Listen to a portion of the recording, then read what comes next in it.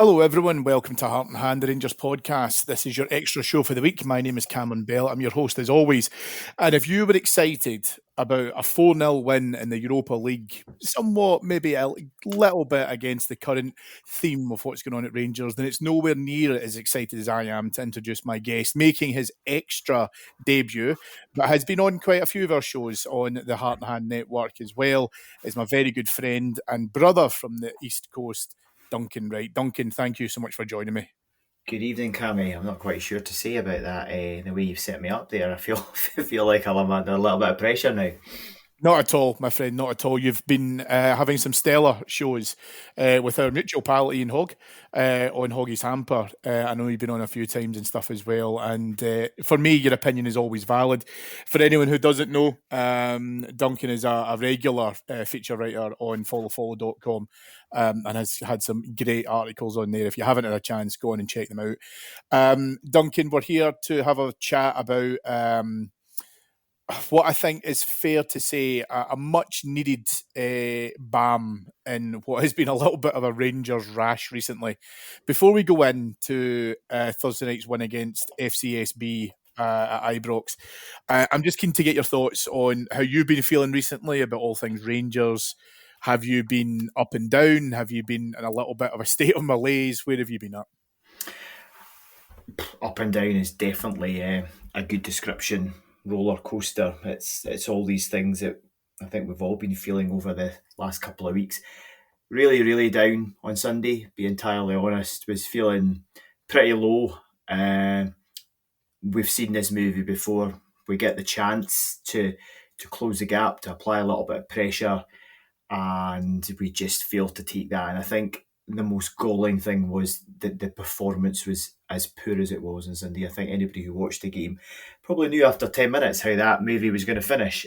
We've seen it before, and it was really, really, really poor.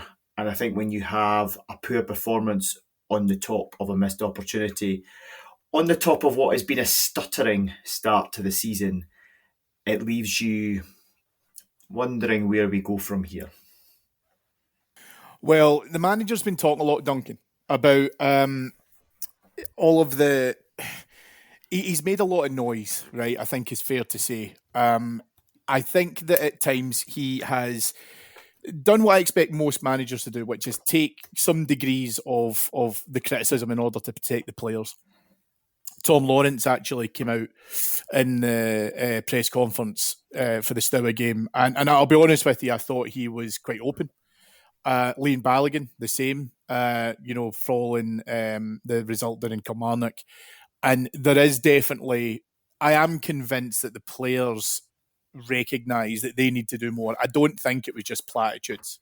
I do think that, my takeaway from their comments, and, Balogun had said this isn't a blip, it's been going on too long. Lawrence had said, the players need to take responsibility and accountability. Whilst I appreciate these guys are, certainly professionals, they're media trained, understand all of that. But there is quite clearly, I think, a real emphasis from the players that they need to be able to try and step up. The only thing that kind of concerns me a little bit when I hear the manager talking in the build-up for Stour and what he's been saying recently is, he talks about some players will take time to build up. Some players are just in the building, to coin one of his favourite phrases. I do get it, right? I do understand it. The other thing for me, though, Dunk, is that Rangers fans aren't daft. I don't think that there's a real element of us that, we want to be lied to. We want to be given all of that fluff and a wee bit of that kind of, empty sentiment is probably the best way I can put it. And this is where I feel that the manager, he has to be able to try and step in to prove it on the pitch. He can't just say it within pressers with, sound bites or words that come back to haunt him. And for me, following that 4-0 victory, walking out of Ibrox last night, that was probably where I was starting to feel a little bit more like this is what we can, this is how we can respond. And that's what we really need to do. Where have you been at in terms of your kind of overall feelings towards the manager at the moment? On Sunday, in the heat of the moment, I was calling for him to go. That rash kind of, we've just been beaten 1-0 by Kilmarnock. We've lost an opportunity. Let's just, let's get rid. Yes, you're right. We can't go through this cycle again and again and again. But equally, we can't just sit on something that we know is not right. A little bit of rationalisation. Monday morning appears. You get your thoughts together. You calm yourself down. I'm still unconvinced at this point of whether he is the correct manager for Rangers Football Club. But at this moment in time, I am prepared to give him that commodity of which there is very little in the Glasgow Fishbowl, and that is time. I think, like you said there, in terms of some of what he has said and some of what he has kind of indicated in pressers, doesn't necessarily do himself any favours. There's a TV show, I think, called Murders in the Building. Clement could have his own show called Players in the Building. If he's mentioned this once, he's mentioned it a number of times. And I just don't understand the emphasis that he puts on that. These are not guys that have never played football before. These are guys that have been playing football for 5, 6, 7, 8, 9 years of a career. It's all they've ever done. So to use this kind of, they've just come in the door. Yes, sometimes there'll be a language barrier, and that's a little bit different. Yes, there are cultural differences. But you know yourself, you've played football. Get yourself on the football pitch. You just get on with it. Yes, it takes time to develop partnerships and it takes time to develop an understanding. But for me, that's not a reason to say, I find it a convenient excuse. And I don't like that he regularly gives excuses for performances or player standards or players' performances dropping below a standard that we would expect. Like you said, in terms of how the players have addressed things, there was a bit of honesty there. And I think a bit of honesty from the manager would actually be a more welcome trait at this particular point in the project, if that's what this is.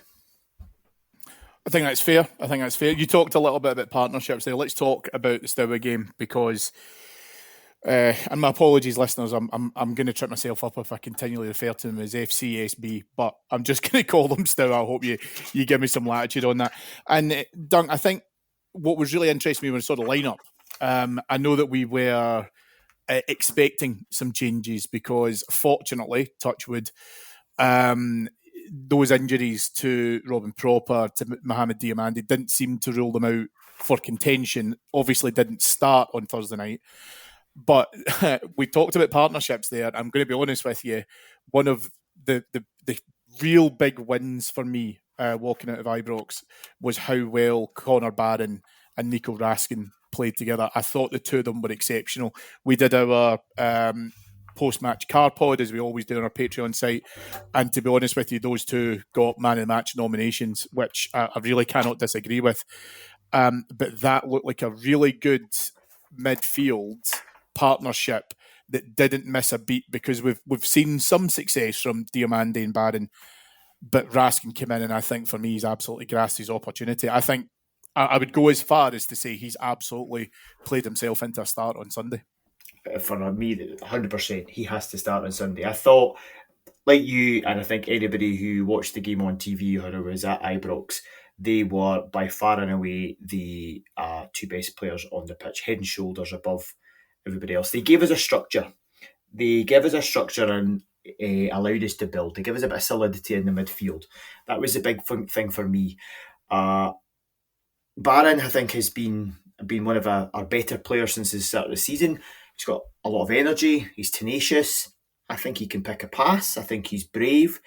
I think having Raskin in there with him made him even better in terms of being allowed. First of all, they almost interchanged between an 8 and a 6. It didn't feel like either was playing in any particular specified position at times. One would drop deep, the other would go higher, the other one would come in deep, the other one would go higher. As you see, the partnership, it looked like they've been playing together for years, which is a great thing for us in terms of the supporters, and obviously the manager will be delighted about that as well. But I just thought everything good that Rangers did tonight came from them, and I think two of the goals are directly related to them.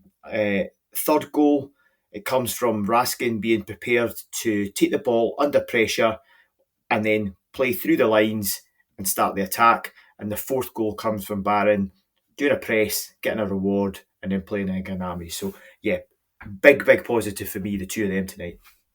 The other big positive, I think, as well, Dunk, was that, it's something that I've been speaking about on shows on the network, was it just felt to me like we lacked energy, that we'd lacked a spark. And I thought that Rangers, and we will talk about a slightly worrying moment in the opening phase of the game, but I thought Rangers, for the first 10 minutes, really did try and take the game to still. I thought that we played forward with confidence. The energy of the midfield, as you've just mentioned, really came to life.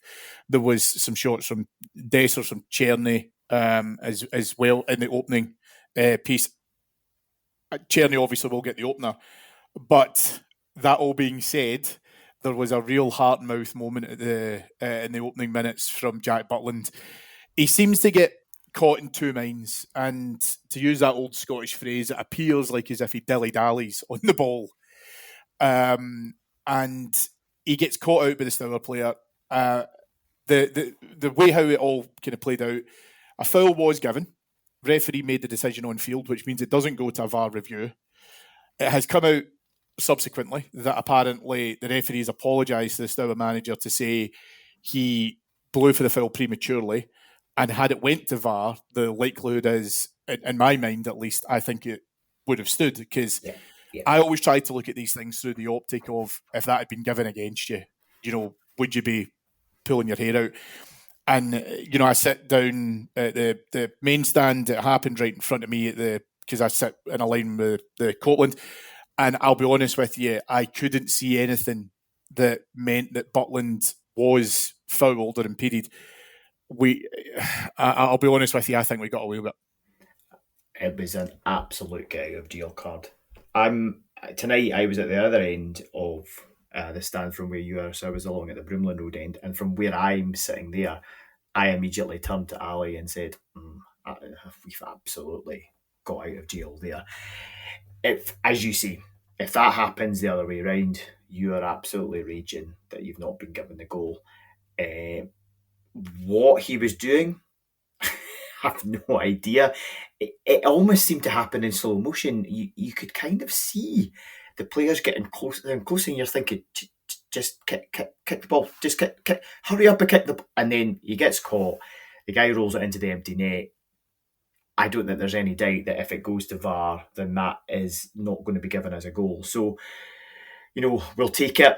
We have probably over time, they all even out, as they say. But yeah, listen, we got away with one, big time. And I'm going to be honest here. We're due some luck from referees in Europe this season. To be perfectly honest, we did not have great luck in the Champions League qualifiers. We haven't had, to my mind, too many great refereeing performances. So I'll take what I can get is probably the best way I could put it. But Rangers, didn't allow it to set them back.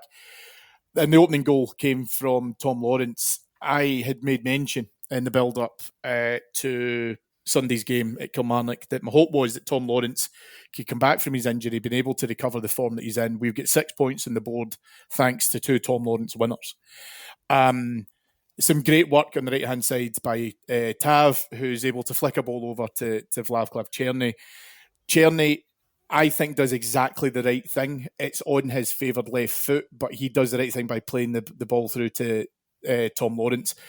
A great finish. It obviously meant a lot to him. And, as we mentioned already, he did call out the fact that the players need to be able to take some more responsibility, and he stepped up to the mark. And for me, that just it was probably the culmination of a lot of our pressure, a lot of our penetration, being able to try and get the ball forward, that desire to be able to make it easier on ourselves, which we've been missing so much. It was a great finish. And, again, it's disappointing because we'll talk about it in a little bit that he had to go off at half time. But great to see him in the score sheet, because it's something that he has openly said he needs to do more of. And he's backing it up. I think that's 5 from 7 for Lawrence. And, I thought he was probably, up until he substituted, probably our most effective forward player. He, he, he gave us a focal point. He gave us a player to play through. So, because as we've already mentioned, we had that structure with Raskin and Barron in that middle of the park. It allowed him to play that, I felt, a little bit higher than he maybe has before. So obviously, if you're an attacking player, the further up the pitch you are playing, the more effective you can become. And I think that's evidenced by his position that he takes up for the goal. He's sitting right where he should be in that role at the edge of the box. Good finish. Again, do we carry a little bit of luck? I'm not entirely convinced that the goalkeeper shouldn't be saving that one. But, Lawrence takes the shot early, and I think that's the other thing as well. Tonight, particularly in the first half, we didn't necessarily have too many clear-cut chances, but we scored 2 goals. We score the 2 goals, and that gives us something to build upon. It gives us a foundation. It means that all of a sudden the game is an easier game for us to play. Yep, absolutely fair.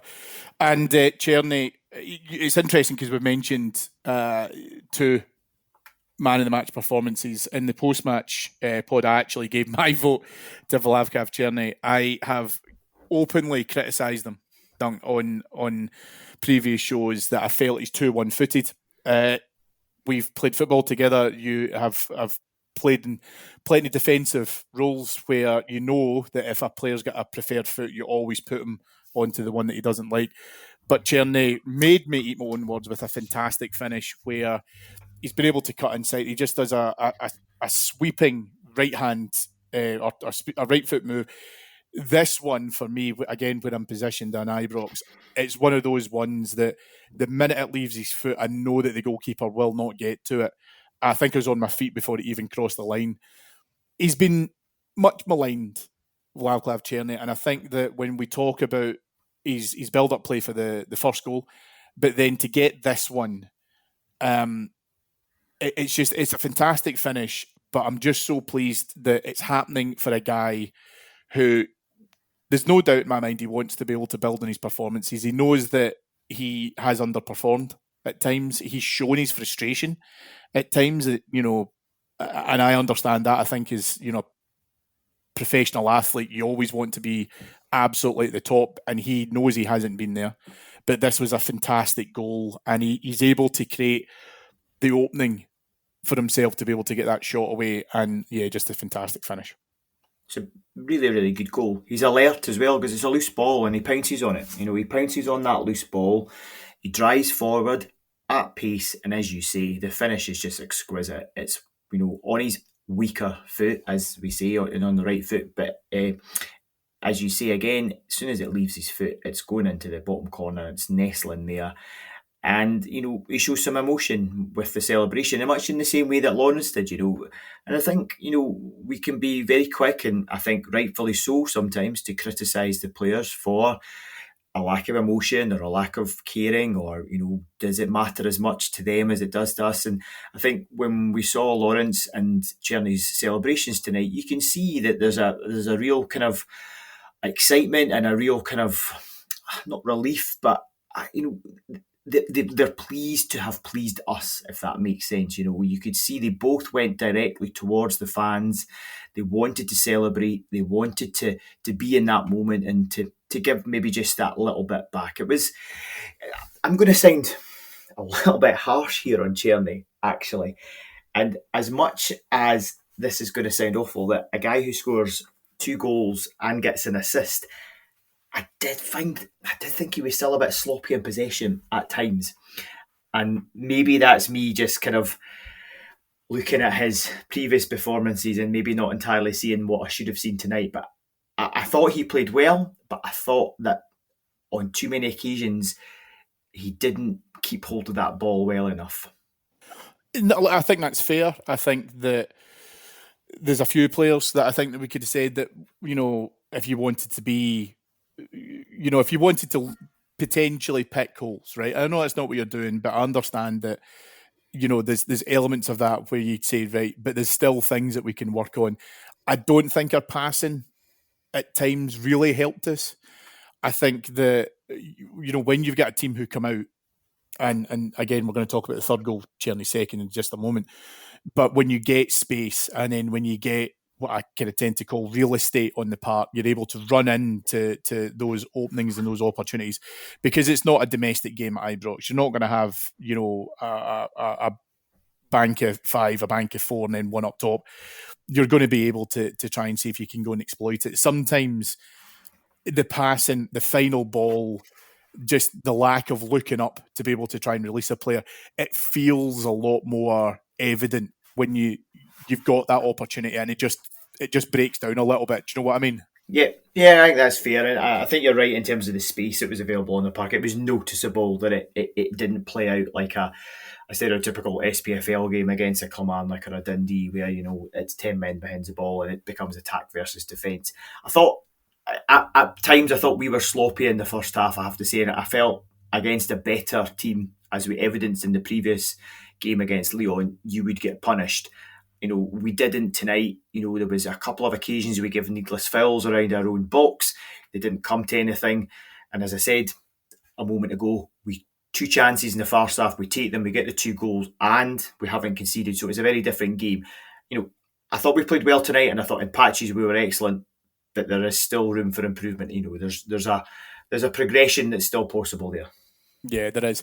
The only downside of the first half for me, Dunk, was what looked like a pretty bad knock for Tom Lawrence. He had to go off at halftime for Mohamed Diomande. We haven't had any update on that just yet. My hope is that he can recover from it pretty quickly, but my heart actually does now go out a wee bit for Tom Lawrence, because you'd hope that we can get to a stage where he's able to get a consistent run of games. It's just incredibly frustrating, and it's going to be even more frustrating for him. We've talked already about player emotions and their investment. He'll be gutted if he ends up having to miss the game at Ibrox on Sunday. But yeah, just as I say, that's the one shadow I would say that maybe just cast itself upon the first half for me. Yeah, and I think it's a worry when you take out the goals he scored from this. If you take that player out of that team and out of that squad, then that leaves a pretty big hole. I think this season we have seen what a fit Tom Lawrence can do. He's had a run of games consistently. He's had a good pre-season. He's playing with confidence. I think we've probably seen the player we thought we were getting way back at the beginning when he signed.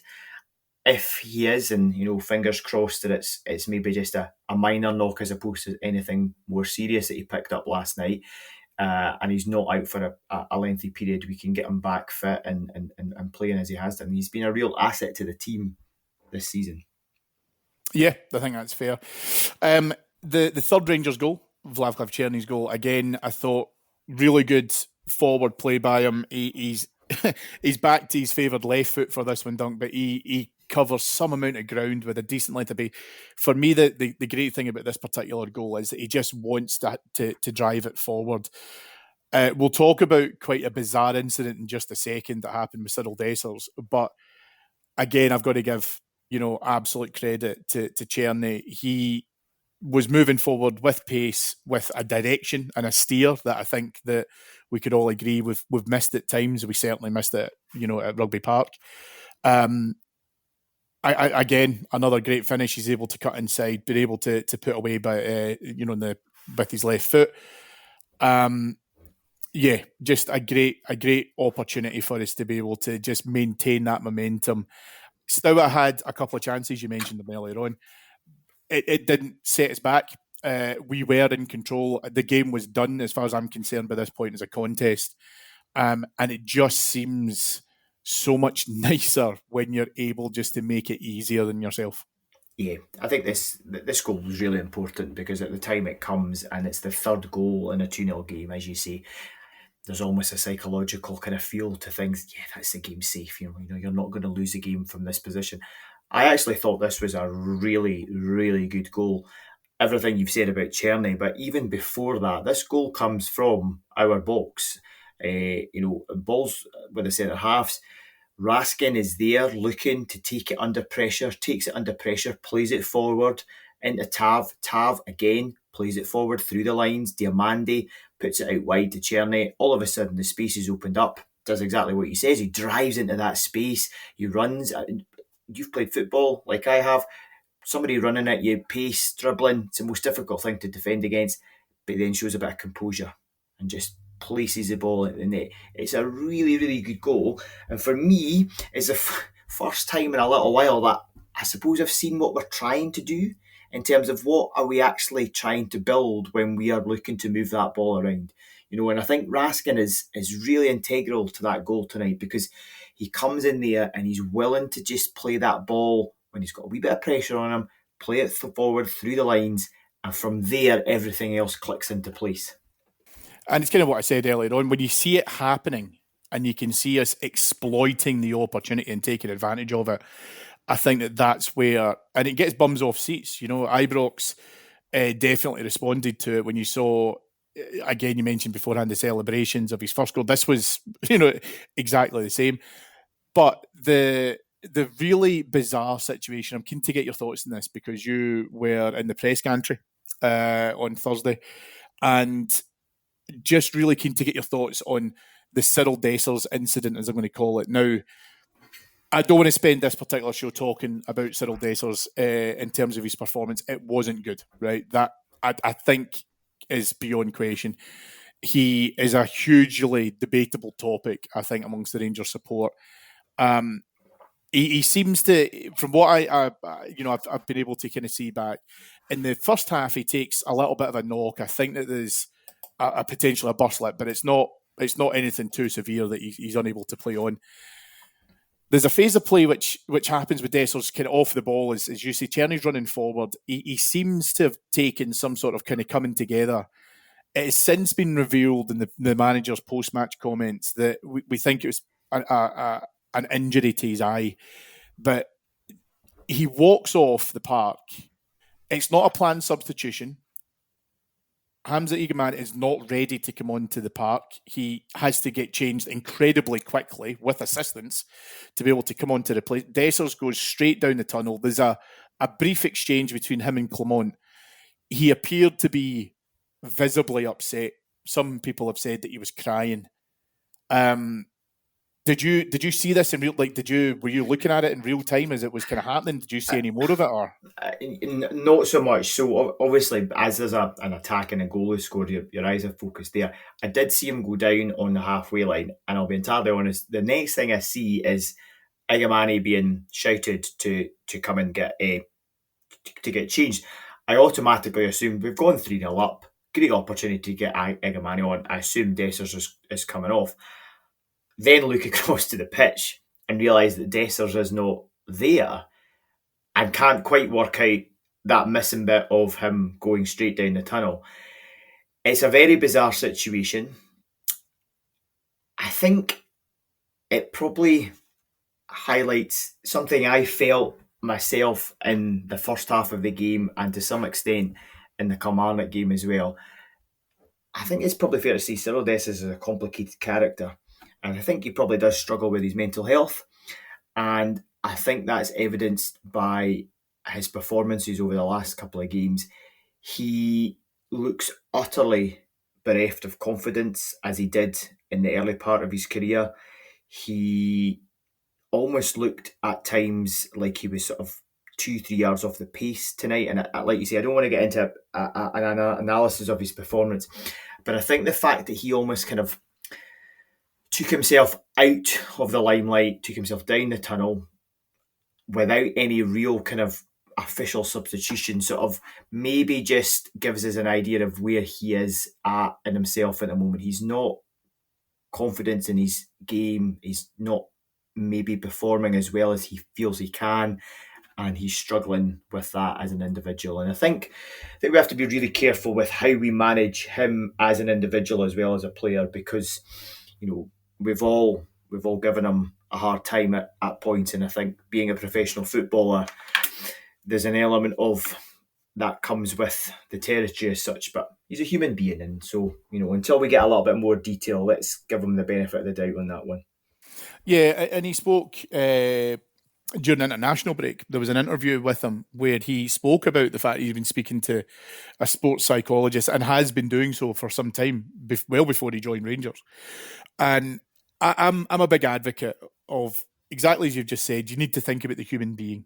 and you need to be able to. I think it was pretty brave of him to be able to talk about these things. It shows a degree of vulnerability, which I think at times, and speaking as Central Scotland males, you'll, I'm sure, agree with me that it can be difficult for us to be able to talk about those things, much less a professional footballer being able to come out and speak openly about it. And I think you're absolutely right. I think that he has went through some real roller coasters at Rangers.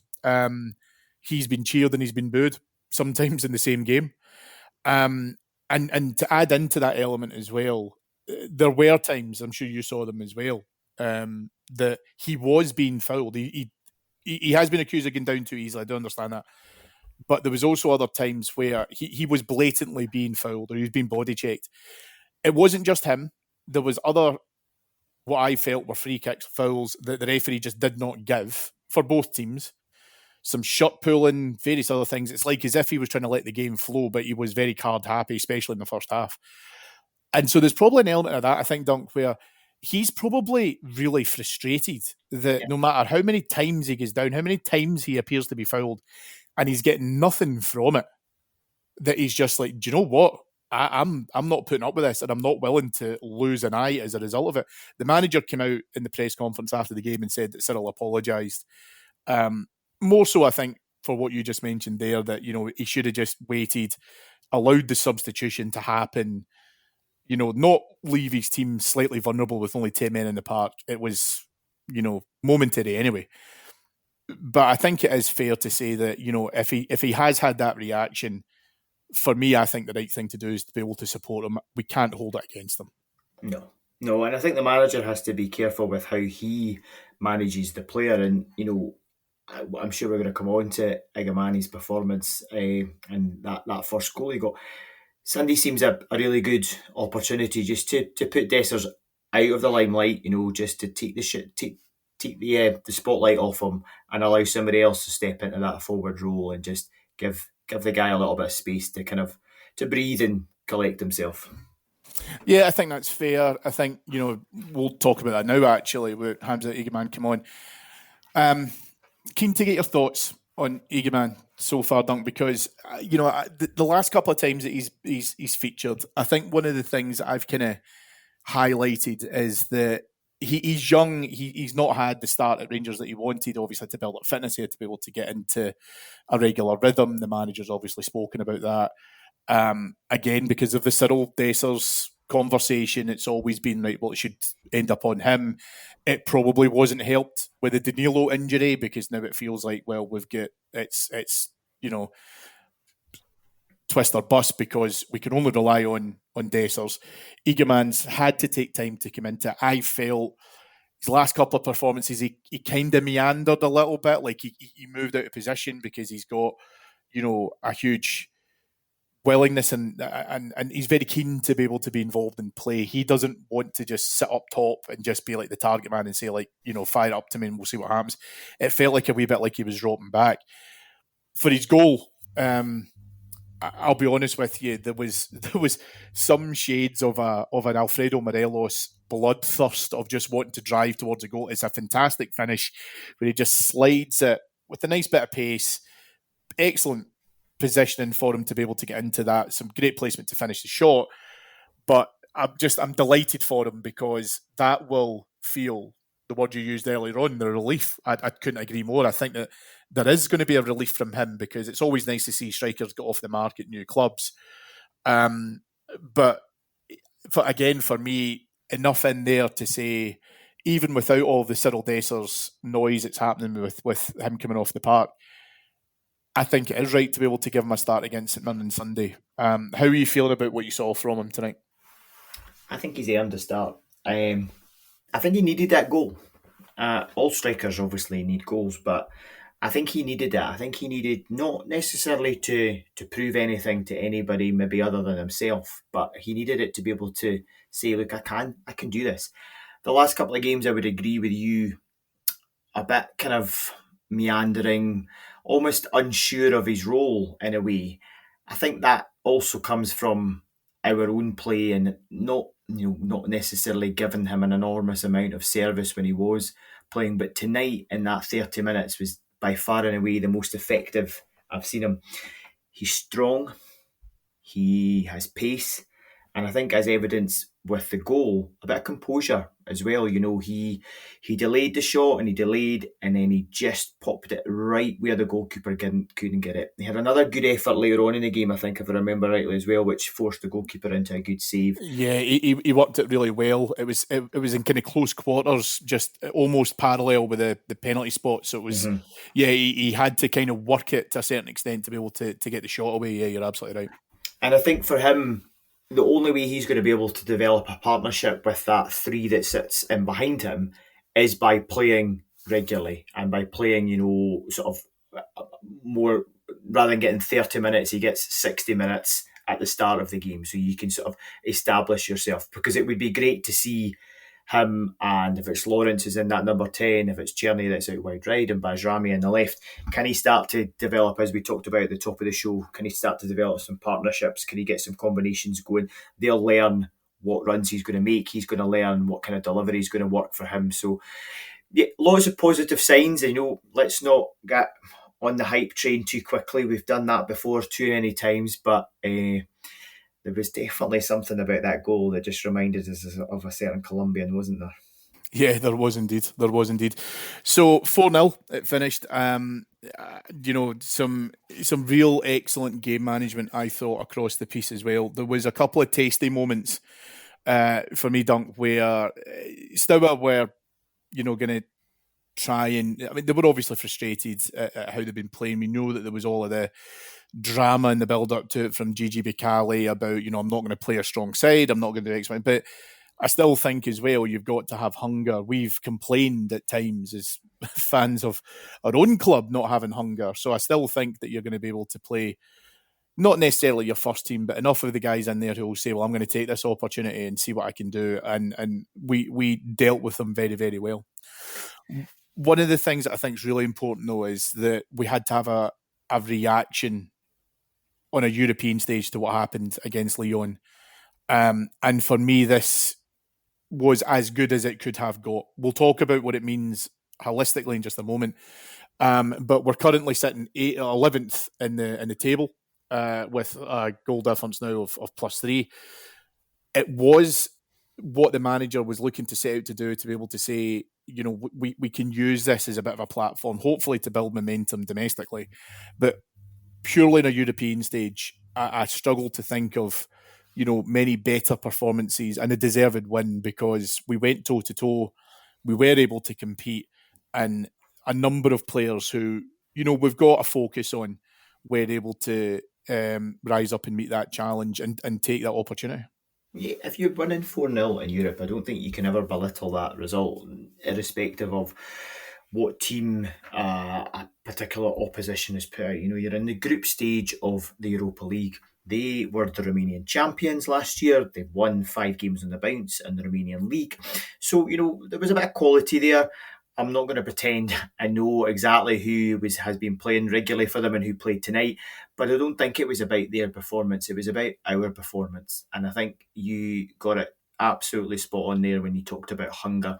I think probably from that first 2 or 3 minutes, we saw Rangers players going and winning the ball back, winning individual duels, being prepared to harry, being prepared to chase. Probably really typified for me, maybe 75, 80 minutes, probably just in front of yourself, corner of the Copeland in the enclosure. Barring goes in against 2 Stour players. They're looking just to kind of almost get a goal kick, and he manages to win as a throw-in. People are up out of their seats cheering. Okay, that's it sounds kind of old-fashioned and a bit traditionalist, but sometimes that's all we ask and need. We just need somebody to go in there and show a bit of desire, show a bit of commitment, show a bit of kind of hunger to want to do well. And that was really important. There was another wee incident that I liked as well, and I'd like to see a wee bit more of this. It was just maybe just before the end of the game, somebody cleaned John Souttar out, and he immediately got up off his feet and he had him by the kind of the shirt by the neck, as if to say, "What are you doing?" And just kind of, you don't do that to me. And he controlled his aggression enough so he didn't get booked, made sure the other player got booked. But just, let's just be that little bit cuter. Just, we're not going to be the walkover. We're not going to be the people that you come and just kind of stand all over. And just, again, it just gets the fans on side when we see that kind of, that desire and that commitment. Yeah, listen, you're absolutely right. The Barron incident, that whole phase of play that he was able to win the ball, win the throw in down the bottom. Yeah, you're winning a throw in, of course, right? So you understand, you take it in context. But when you're 4-0 up and you're still going hunting and you're still looking to be able to get, we actually create a really great chance. Just shortly thereafter, thanks to the fact that we didn't concede, the goal kick, and we didn't just run it out and let the play continue. He was still going for it, and I remember the Suter incident in particular. That I will say, I think Suter was about a good foot and a half taller than the lad, but your point is perfectly valid. I mean, you don't allow yourself to get pushed over no matter what the scoreline is or whatever time's on the clock. We'll talk about Sunday in just 1 second, Dunk, but I'm keen to get your thoughts on really what this result and this performance means for us longer term. For my money, it's going to take more than this to be able to win back some of the fans who were feeling exactly how you and I were feeling on Sunday afternoon, for sure. But the most important thing is that we've seen a response. The critical element for me now is that we are able to build on this. If he wants to be able to turn the tide, he's produced a response from the players. He's produced a game plan that, for me, has worked. However, our bread and butter is always what happens domestically. Europe's lovely, but it's what we do at home is always what's important to all of us. How are you feeling now in terms of how you were feeling, at 2 o'clock on last Sunday afternoon? I'm certainly much happier than I was at 2 o'clock on Sunday afternoon. Listen, 4-0. Yeah, of course. You give credit where it's due. As you say, game plan executed well. Goals scored, 4 of them. Defensively, pretty solid. Yes, could we have been better with that ball in the first half? I think we probably could have. I felt we were sloppy at times. I felt we gave away some needless fouls. But as you mentioned earlier, second half game management is excellent. Get the third goal, kill it off. Fourth goal puts a little bit of the cherry on the top of the cake. Where I am at the moment is probably a better question to ask me on Sunday, because we've not quite been here before, but we kind of have. The Malmo game, although we only won it 2-0, nobody would have batted an eyelid if that game had finished 5 or 6. We then followed that up on a Sunday with a very, very stodgy 1-0 victory against Hibs. Yes, it was a clean sheet, and yes, it was 3 points. But bearing in mind what's happened Sunday past with Kilmarnock, we really need to take that performance and that desire and hunger that we saw tonight into the game on Sunday, because we need to see progression. It can't continually be 2 steps forward and 1 step back. We need to keep making steps forward. And so in order to do that, in my opinion, we need to go out, we need to win the game on Sunday, but we need to win that game convincingly with a good performance, a team performance that is well-rounded, has that attacking element of play that we saw tonight, and shows the fans that there is a plan in place. It's not going to be perfect, and we saw tonight it wasn't perfect, but it was good enough to get us to do what we needed to do. So there has to be the progression. It has to continue. It can't be, we played on Thursday and, we're tired. No, I'm sorry. This is Rangers. This is what we've done for 10, 12 years now. You play Thursday, Sunday, you get on with it. Yeah, I agree. I think what we can't do is we can't allow this pebble in the pond just to allow the ripples to then eventually dissipate, and then we go out with a lackluster or a subpar performance against St Mirren. And, I'll always care about the result. Okay, the 3 points are the most important thing. I totally understand that. But for me, that's not going to be enough to be able to do that shift change that we're talking about with some of the support for this manager. I think that there also has to be an element, to your point, because he's mentioned it before, and I think it's bitten him in the arse, where we can't talk about tiredness after European games and blah, blah, blah. You're absolutely right. It's Thursday, Sunday. This is what you sign up for. And if you can't handle that, this is not the club for you, because we're simply not going to not be playing in competitive football long enough to be able to expel ourselves from certain tournaments and what we want to be able to achieve. So therefore, a hectic fixture list is exactly what we want. That's the pressure bestowed upon you when you wear our shirt. The most important thing, I think, now, Dunk, is that he's going to have to stand by some of the players that were the standouts. We talked about Nico Raskin. I think he has to start on Sunday. Egeman, I'm happy to give a percentage of the game to, if he plays an hour or whatever, and then Dessers comes on, okay, fair enough. Your point is, I totally agree with Dessers that it does take him a little bit out of the spotlight, but I'm also of the belief that the Rangers fans won't hold up too much against them about what happened on Thursday. They probably would had we, not got, 3 points against FCSB and, the game had been in the balance or anything like that. That's totally different. I think Rangers fans will go over that. But again, to your point, the best thing that Cyril Dessers can do is if he does feature against St Mirren on Sunday, is being able to produce a big performance.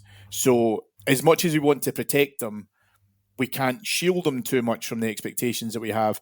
But again, for me, I still think Egeman starts. We continue that momentum. We try and continue to build that confidence. But the most important thing is that the players have to realise this is simply putting a smaller plaster on a much bigger crack. They can start to properly rebuild that relationship with the fans if they go out and put out a strong performance against St Mirren, and just again, like you say, don't show any signs of a hangover. Yeah, tonight was a shot in the arm, but that will soon wear off. There's work to be done, and I think the manager's naive if he thinks that there isn't. It's as he said himself, it's going to take time, but there has to be signs of progression. Just when you were talking about changes there, I wonder, Cammy, what did you make of the Balogun Proper change tonight? Proper was obviously on the bench, came off the bench when Balogun went down with a bit of cramp. Do you think that was precautionary in terms of the knock Proper picked up on the weekend, or do you think there was something more than that? No, I think it was to do with the knock. I think that he's forecasting that he's going to have to play Proper against Aberdeen. He may now, depending on the severity, obviously, of Balogun's injury. If it is just cramp and he can shake it off, okay, grand. So Proper was there as backup. If I'm being honest with you, the real irony being, I think for me, Dunk, was I probably would have put Leon King in there.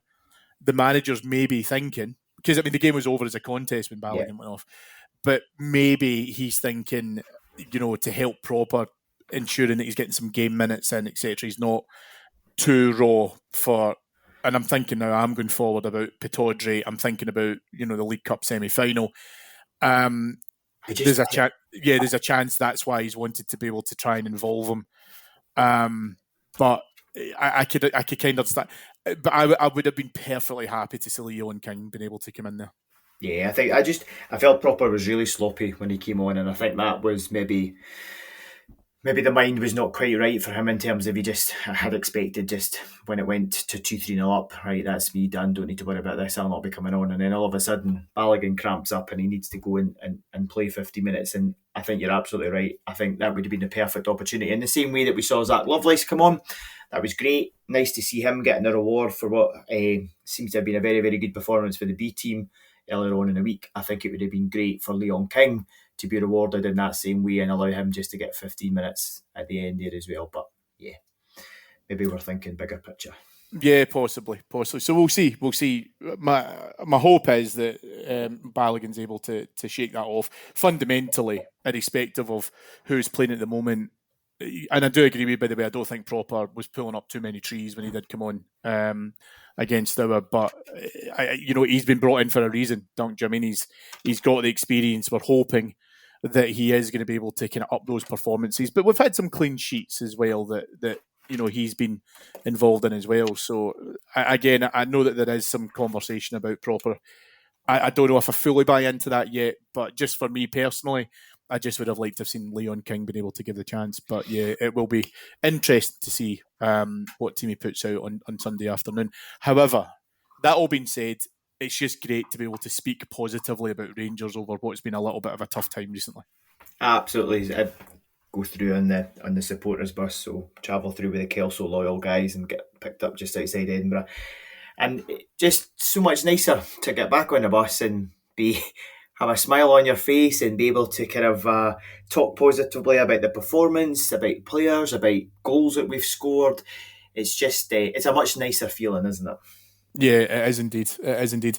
Right, well, listen, we will wrap up there. Thank you to our producers, Mike Lee and Paul Myers. Thank you to NordVPN, our show sponsors for the flagship and extra across all of this season. But most importantly, thank you to my very good friend and extra debutant, but more importantly, the fact that I've been able to keep him up until about 1 o'clock on Friday morning, been able to record this. But listen, Dunk, your first time in the show, I can absolutely guarantee it will not be your last, but thank you so much for coming on. It's been wonderful to have you. Always a pleasure to be part of the network, Cammy. Thanks. Thanks everyone for listening. If you're on our Patreon site, then head on over. You will get loads of the pre-match build-up as we look forward to Sunday. And then obviously David will be back with you on Flagship on Monday as well. And we will speak to you then. Thanks everyone. Bye-bye.